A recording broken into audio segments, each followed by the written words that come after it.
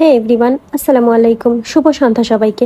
আজকে আমাদের বাসায় সবাই রোজা ছিল, তাই আম্মু ইফতার বানাচ্ছিল। ভাবলাম কেন না আপনাদের সঙ্গে একটু ভিডিও শেয়ার করি। তো এই যে গরম গরম আলুর চপ আম্মু দিয়ে দিয়েছে চুলার মধ্যে, তেলের মধ্যে সেটা সুন্দর করে ভেজে ভেজে এবার উঠিয়ে নিচ্ছে। আলুর চপটা আমার খুবই পছন্দের। ইফতারের সব আইটেমের মধ্যে আলুর চপটাই সবচেয়ে বেশি পছন্দের আমার। তো এরপর এই যে আম্মু বেগুনিগুলোকে দিয়ে দিচ্ছে এক এক করে।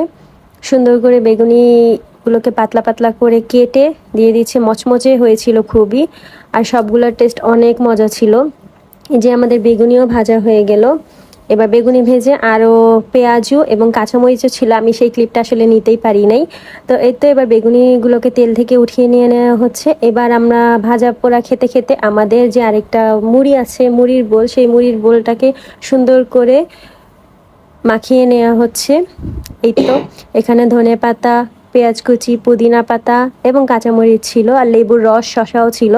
এরপর এটাতে বুট এবং ঘুমনি দিয়ে দেওয়া হলো।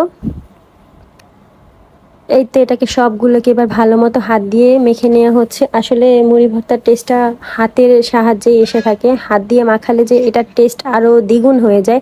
এই যে অপর দিকে আমাদের আলুর চপ, বেগুনি সব ভাজা পোড়াকে ভালো করে ভেঙে নেওয়া হয়েছিল।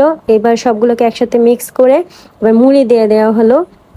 সুন্দর করে মুড়িটা ঢেলে এবার এটাকে সুন্দর মতো সরিষা তেল দিয়ে একটু মাখিয়ে নেওয়া হবে। আমরা তো আজকের ইফতারে এই ভাজা পোড়া দিয়েই খেলাম। আসলে ইফতার আইটেমের মধ্যে ভাজা পোড়া আইটেম এবং মুড়ি মাখা না হলে তো মনেই হয় না যে ইফতার করলাম বা কিছু। তো এই তো এগুলা নিয়েই আজকে আমরা ইফতারটা কমপ্লিট করলাম।